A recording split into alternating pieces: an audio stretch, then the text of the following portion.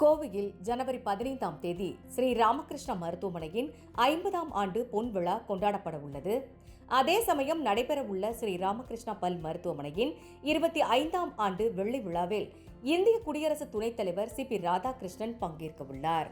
ரொம்ப சந்தோஷமா இருக்கு. இன்னைக்கு ராமகிருஷ்ணா ஹாஸ்பிட்டலோட 50th இயர் கோல்டன் ஜூப்ளியும் ராமகிருஷ்ணா டென்டல் காலேஜ் அண்ட் ஹாஸ்பிட்டலோட சில்வர் ஜூப்ளி, அதாவது 25th இயரும் இந்த வருஷம் நம்ம செலிப்ரேட் பண்றோம்.